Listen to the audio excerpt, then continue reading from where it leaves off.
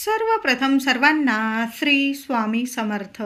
स्वामी महाराजांच्या कृपेने तुमच्या सर्व चांगल्या इच्छा पूर्ण होत ही स्वामींचरणी प्रार्थना करते आणि आजच्या व्हिडिओला सुरुवात करते. 22 जानेवारी 2026 गुरुवार दिवशी माघी गणेश जयंती आलेली आहे. याच दिवसाला श्री गणेश जयंती, विनायक चतुर्थी, इच्छापूर्ती चतुर्थी, तिलकुंद चतुर्थी, वरद चतुर्थी अशा बऱ्याच नावांनी या दिवसाला ओळखलं जातं. बघा, माघ महिन्याच्या शुक्ल पक्षाच्या 4थ्या दिवशी गणेश जयंती म्हणून आपण साजरा करत असतो हा दिवस. या दिवशी गणेशाचा जन्म झाला होता म्हणून हा दिवस अगदी आनंदाने भरभराटीने आपण साजरा करत असतो.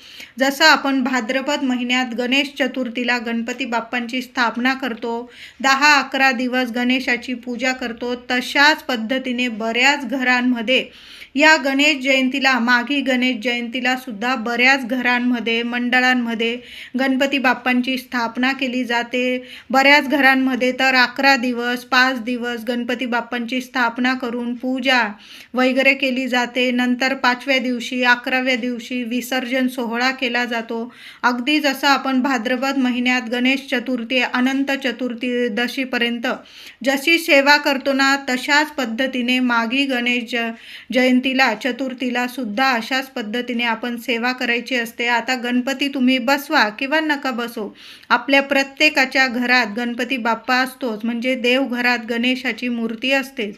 त्या मूर्तीवर जरी आपण सेवा केली ना मनोभावे, तर आपल्याला भरभरून गणपती बाप्पा फळ मिळवून देतात, भरभरून आशीर्वाद देतात. तर यंदाची माघी गणेश जयंती ही 22 जानेवारीला आलेली आहे. माघ शुक्ल चतुर्थी, पंचांगानुसार माघी गणेश चतुर्थी तिथी प्रारंभ होणार आहे. 22 जानेवारीला गुरुवारी पहाटे 3:47 ही तिथी प्रारंभ होणार आहे आणि समाप्ती 23 जानेवारीला शुक्रवारी मध्यरात्री 2:28 ही तिथी समाप्त होणार आहे. उदय तिथीनुसार माघी गणेश जयंती चतुर्थी ही 22 जानेवारी 2026 गुरुवारी आपल्याला साजरी करायची आहे. गणपतीची पूजा, स्थापनेचा शुभ मुहूर्त सकाळी 9:29 पासून ते 12:58 असणार आहे. बघा महिलांनो, दादांनो, आपण देवघरात गणपती बाप्पांची पूजा करत आहोत किंवा तुमच्या घरात तुम्ही गणपती बाप्पांची मूर्ती स्थापन करणार आहात, तर सकाळी 22 तारखेला सकाळी 9:29 पासून 9:30 वाजेपासून ते 12:58 या शुभ मुहूर्तावर आपल्याला गणपती बाप्पांची देवघरात सेवा करायची आहे, पूजा करायची आहे, अभिषेक करायचा आहे. आणि तुम्ही जर गणपती बाप्पांची मूर्ती स्थापन करत असाल, मातीची मूर्ती आपण आणतो भाद्रपद महिन्यात वगैरे, जशी आपण गणेशाची, पार्थिव गणपती बाप्पांची स्थापना करतो, तशाच पद्धतीने तुम्ही माघ चतुर्थीला सुद्धा गणेशाची मूर्ती स्थापन करत असाल, तर या शुभ मुहूर्तावर करायची आहे स्थापना. त्याबरोबरच तुमच्या घरात जर गणपती बाप्पांची तुम्ही स्थापना करत असाल, तर या राहू काळात चुकून सुद्धा करू नका. 22 जानेवारी गुरुवारी दुपारी 1 वाजेपासून ते 3 वाजेपर्यंत हा 2 तासांचा राहू काळ असणार आहे आणि याच काळात भद्रा काळ सुद्धा सुरू होणार आहे. भद्रा काळ आणि राहू काळ एकत्रित आल्यामुळे या वेळात, या काळात गणपती बाप्पांची या राहू काळात चुकून सुद्धा स्थापना करू नका. आपण लवकर उठायचं आहे. गणेश जयंतीच्या दिवशी लवकर उठा, भल्या पहाटे उठा आणि गणपती बाप्पांची छान अशी पूजा, अभिषेक करून स्थापना करायची आहे. तुम्ही ब्राह्मणांकडून करून घेत असाल तर भटजी बुवा तुम्हाला शुभ मुहूर्त सांगतीलच. तर दुपारी 1 वाजेपासून 3 वाजेपर्यंत हा राहू काळ असणार आहे, अशुभ काळ असणार आहे. या वेळात, या काळात गणपती बाप्पांना अभिषेक करू नका आणि स्थापना तर आपल्या घरात मुळीच करू नका. सकाळी लवकर उठा आणि 12:58 हा शुभ मुहूर्त आहे. सकाळी 9:29 पासून ते दुपारी 12:58 हा गणपती बाप्पांचा अभिषेक, पूजा, स्थापना करण्यासाठी अतिशय शुभ मुहूर्त आहे. या वेळात, या काळातच आपल्या देवघरात देवांची पूजा करा. त्याचबरोबर गणपती बाप्पांची तुम्ही स्थापना करत असाल तर या शुभ मुहूर्तावर करायचं आहे. दुपारी 1 ते 3 या वेळात करू नका. तसेच आपण सर्वच जण गणपती बाप्पांच्या दर्शनासाठी गणेश जयंतीच्या दिवशी मंदिरात जात असतो. मंडळ असतात, तिथं गणपती बाप्पांच्या दर्शनात जात असतो. तर दुपारी महिलांनो, दादांनो, तुम्ही दुपारी 3 वाजेनंतर, अगदी रात्रीचे जास्त वाजले, तुम्हाला 10-12 जरी वाजले ना चालेल, संपूर्ण दिवस रात्र हे शुभच आहे. फक्त हा 2 तासांचा राहू काळ जाऊ द्या. बाकी संपूर्ण दिवस हा गणेश जयंतीचा अतिशय शुभ दिवस आहे. या दिवशी गणपती बाप्पांचं मंदिरात जाऊन दर्शन जरूर घ्या. घराजवळ मंडळ असेल, गणपती बाप्पांची स्थापना झालेली असेल तर जरूर आवर्जून सहकुटुंब सहपरिवार जाऊन गणपती बाप्पांचं दर्शन जरूर घ्या. फक्त या 2 तासाच्या राहू काळात घेऊ नका. या दिवशी सर्वांनी अगदी ब्रह्ममुहूर्तावर उठायचं आहे. आंघोळीच्या पाण्यात चिमूटभर तीळ टाकायचे आहे. तिलकुंद चतुर्थी, तिळाचे जेवढे उपाय करता येईल ना महिलांनो, आवर्जून करा. थोडंसं गंगाजल आणि चिमूटभर तीळ टाकायची आहे. लहान लेकरांना काही त्रास असतील किंवा तुम्हाला त्रास असतील, किमान 5 दुर्वा आंघोळीच्या पाण्यात टाका, चिमूटभर तीळ टाका, किमान 5 दुर्वा टाका आणि थोडंसं गंगाजल टाका. गणपती बाप्पाला तुमच्या मनातील इच्छा बोलून आंघोळ करायची आहे. तुम्हाला खूप खूप चांगले तुम्हाला परिणाम तुमच्या आयुष्यात दिसून येतील. सर्व काही शुभ घडायला लागतील. म्हणून या दिवशी आंघोळीच्या पाण्याचा हा उपाय सर्वांनी करा. लहान लेकरांपासून मोठ्यांपर्यंत जे काही शारीरिक, मानसिक, आर्थिक त्रास असतील निघून जातील. शत्रू असतील गुडघे टेकतील. गणपती बाप्पा आहे, कृपा जरूर होईल तुमच्यावर. म्हणून आंघोळीचा उपाय सर्वांनी करा. गणपती बाप्पांना आंघोळीनंतर गणपती बाप्पांची पूजा करायची आहे. सूर्यनारायणाला अर्घ्य द्या. थोडंसं पाणी घ्यायचं आहे. एखादं फूल टाका पाण्यात, थोडंसं गंध अक्षता टाका आणि सूर्यनारायणाला अर्घ्य द्यायचा आहे. नंतर गणपती बाप्पांची सेवा करायची आहे. देवघरात गणपती बाप्पांची मूर्ती प्रत्येकाच्याच घरात असते. आपल्या ताम्हणात बाप्पांची मूर्ती घ्यायची आहे. बाप्पाला छान असा अभिषेक घालायचा आहे. ओम गण गणपते नमः, ओम गण गणपते नमः मंत्र जपत राहा. गणपती बाप्पांना अभिषेक करायचा आहे. तुम्हाला जर अथर्व शीर्ष पठण असेल तर जरूर अथर्व शीर्ष पठण करत करत गणपती बाप्पांना अभिषेक करायचा आहे. आधी स्वच्छ पाण्याने, नंतर दुधाने किंवा पंचामृताने, थोडीशी केशर असेल तर केशर थोडीशी पाण्यात टाका. किंवा या दिवशी तिळीला खूप महत्त्व आहे. महिलांनो, थोडीशी तीळ, केशर एकत्र पाण्यात थोडंसं भिजवून ठेवा किंवा दुधात भिजवा. ते छान असं सानेवर किंवा बारीक करता आलं तुम्हाला नीट तर त्याचं छान असं उटणं तयार करायचं आहे आणि गणपती बाप्पाला छान असं ते तिळाचं उटणं लावा. आधी स्वच्छ पाणी अर्पण करा, नंतर तिळाचं उटणं लावा. पुन्हा स्वच्छ पाण्याने, दुधाने अभिषेक करा. छान असं तिळाचं उटणं जरूर बाप्पाला लावायचं आहे. नाही करता आलं तुम्हाला, दुधात किंवा पाण्यात चिमूटभर पांढरी तीळ टाका. काळी टाकू नका, पांढरी तीळ टाकायची आहे आणि गणपती बाप्पाला तीळ मिश्रित पाण्याने, दुधाने अभिषेक केला ना चालेल. पण या दिवशी तिळीला खूप महत्त्व आहे.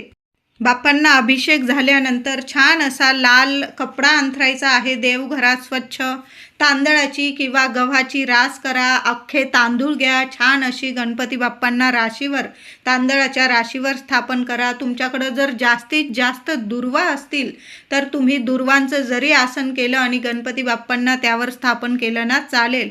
गणपती बाप्पांची छान अशी पूजा सेवा करायची आहे. अष्टगंध बाप्पांना तिलक करा किंवा हळदी कुंकू थोडंसं पाण्यात ओलं करून घ्यायचं आहे आणि बाप्पांना तिलक करायचं आहे. हळद, कुंकू, फुलं, अक्षता, दुर्वा अर्पण करून जास्वंदाचं एक का होईना फूल अर्पण करायचं आहे. दुर्वा तशाच अर्पण करू नका. महिलांनो, दादांनो, स्वतःच्या हाताने 21 दुर्वांची जुडी बनवायची आहे. मागच्या देठाला हळदी कुंकू लावायचा आहे. आधी गणपती बाप्पांच्या चरणी हळदी कुंकू अर्पण करा. स्वतःच्या कपाळी लावा. दुर्वांच्या जुडीला हळदी कुंकू लावावं. उजव्या हातात दुर्वांची जुडी घ्यावी.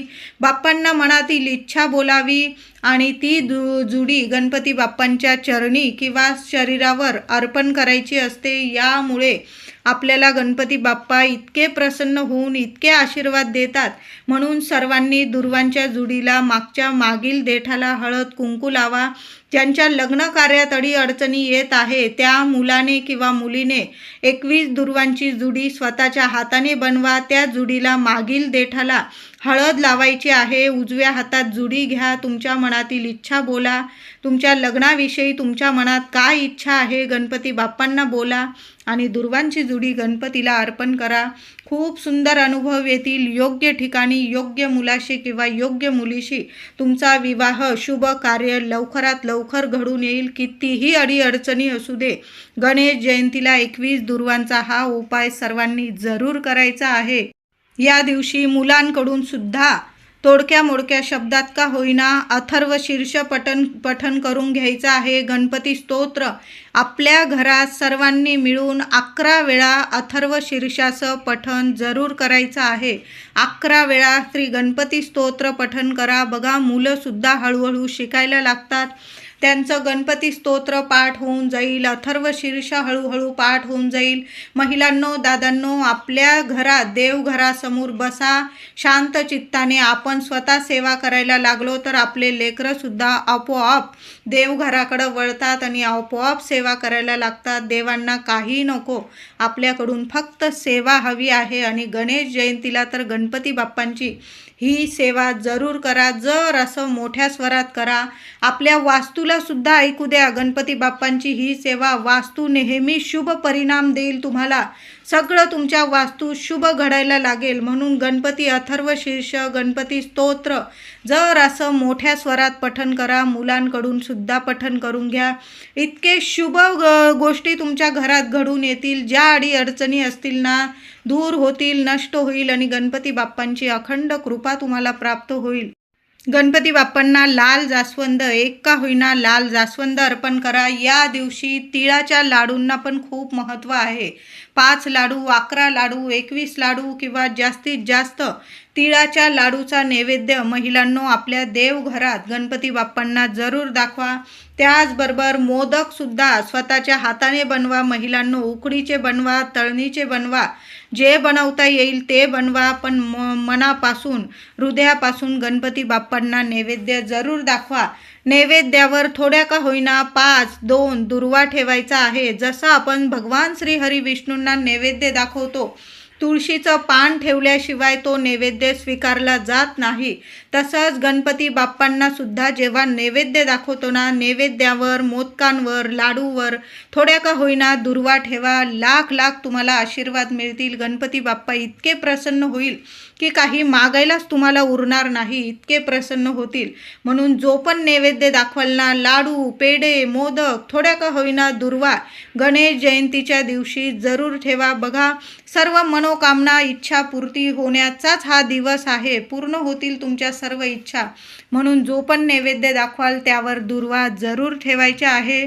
गणेश जयंतीच्या दिवशी गुरुवार आलेला आहे. या दिवशी संक्रांतीला जो रंग आपण परिधान केलेला नाही, वर्ज्य केला, तो रंग आवर्जून परिधान करा आणि गणपती बाप्पांचे दर्शन करायचं आहे. कळालं असेल माझ्या सर्व महिलांना, दादांना. पिवळ्या रंगाचे वस्त्र नेसून, साडी असेल महिलांनो साडी घाला पिवळ्या रंगाची. माझे दादा असतील पिवळ्या रंगाचे कपडे घालून गणपती बाप्पांच्या दर्शनाला जा. खूप शुभ ठरेल. लाल रंगाचे वस्त्र असतील आवर्जून लाल, पिवळा, केशरी, सोनेरी, मोरपिशी जे रंग असतील तुमच्याकडं छान छान जरूर परिधान करा. चुकून सुद्धा काळा रंग असेल किंवा डार्क निळा काळ्या रंगासारखा दिसत असेल तो कलर घालून मुळीच बाप्पाचं दर्शनाला जाऊ नका. छान छान कलर असतात, शुभ कलर असतात, जो आपण संक्रांतीला परिधान केला नाही. पिवळा रंग तो रंग परिधान करा. लाल रंग तर गणपती बाप्पांना खूप प्रिय आहे. रक्त लंबोदर म्हणतो आपण गणपती बाप्पांना.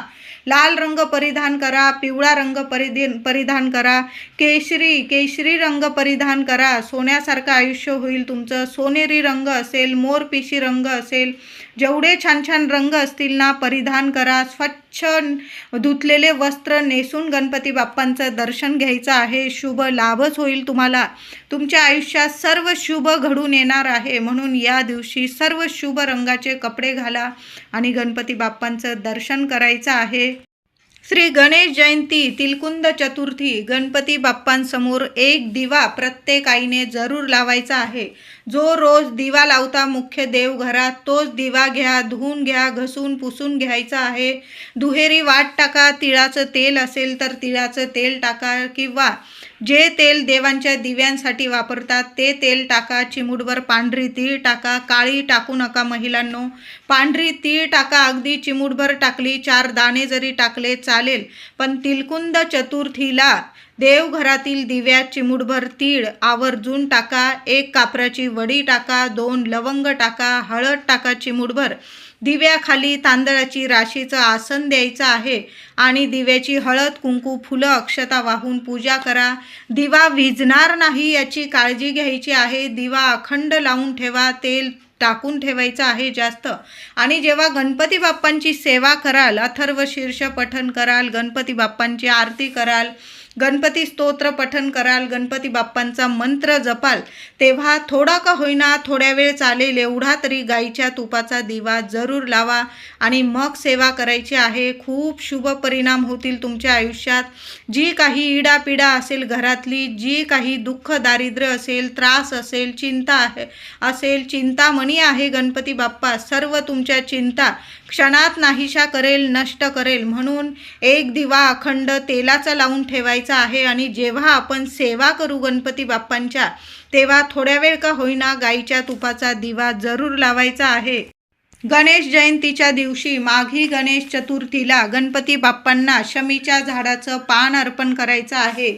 या दिवशी गणेश जयंतीला सकाळीच शमीच्या झाडाचं पान जरूर घरी घेऊन यायचं आहे. तुम्हाला जर शमीचं झाड लावायचं असेल, याहून सोन्यासारखा दिवस पुन्हा येणे नाही. महिलांनो, दादांनो, शमीचं झाड आवर्जून आपल्या गॅलरीत लावा. तुमची खिडकी असेल, गॅलरी असेल, अंगण असेल, गार्डन असेल, तिथं छोटं का होईना शमीच्या शमीचं झाड लावा. आणि नाही झाड लावायचं तर बघा, पूजेचं साहित्य मिळेल, म्हणजे जिथं फुलं वगैरे मिळाल तिथं तुम्हाला शमीचे पानं मिळून जातील. आवर्जून सर्वांनी गणपती बाप्पांना शमीच्या झाडाची पानं अर्पण करायचं आहे. एक जरी पान अर्पण केलं ना, सर्व दुःख, यातना, त्रास, चुका यातून बाप्पा आपल्याला माफी करून मुक्त करतात आणि सर्व सुखांची प्राप्ती करून देतात. मुलांची दिवस रात्र प्रगती सुरू होते. मुलांना ज्या अडीअडचणी असतात, शिक्षण असेल, नोकरी असेल, त्यातून मार्ग मिळवून देतात आणि भरभरून प्रगती मिळवून देतात. बाप्पा बुद्धीचे देवता आहे, रिद्धी सिद्धी बुद्धीचे देवता आहे. मुलांना शिक्षण, नोकरीत इतकी प्रगती मिळते की काही मागायलाच उरत नाही. म्हणून प्रत्येक आईने गणेश जयंती, गणपती बाप्पांचा जन्मदिवस या दिवशी शमीच्या झाडाचं एक का होईना पान गणपती बाप्पांच्या चरणी अर्पण करा. पानावर हळद, कुंकू, फुलं, अक्षता वाहून पूजा करा. दुसऱ्या दिवशी त्यातील एक पान आपल्या तिजोरीत ठेवून दिलं तुम्ही तरीही चालेल, पण एक का होईना शमीचं झाडाचं पान सकाळीच गणेश जयंतीच्या दिवशी घेऊन या आणि गणपती बाप्पांच्या चरणी अर्पण करायचं आहे. माघी गणेश जयंतीला चुकूनही चंद्राचं दर्शन घेऊ नका. सर्वांनी हा नियम जरूर पाळायचा आहे. माघी गणेश जयंतीला चुकून सुद्धा चंद्राचं दर्शन कुणीच घेऊ नका. आणि समजा चूक भूल झालंच, चंद्राचं दर्शन अगदी बघितलेच गेलं आकाशाकडं आणि चंद्र दिसलाच, तर मग गणपती बाप्पांच्या चरणी नमस्कार करून घ्या. क्षमा मागून घ्यायची आहे की चुकून चंद्राकडं बघितले गेलेलं आहे आमच्याकडून, असं बोलून घ्यायचं आहे. क्षमा मागून घ्यायची आहे. पण चंद्राकडं बघण्याचा अट्टहास करू नका या दिवशी. गणपतीला चुकून सुद्धा या दिवशी तुळशीचं एक सुद्धा पान वाहण्याची चूक करू नका. महिलांनो, दादांनो, आपण गणपतीला या दिवशी जेवढ्या दुर्वा अर्पण करता येतील ना, 21 दुर्वांच्या 21 जुड्या अर्पण करा किंवा जेवढ्या दुर्वा अर्पण करता येईल ना, दुर्वा अर्पण करायच्या आहे.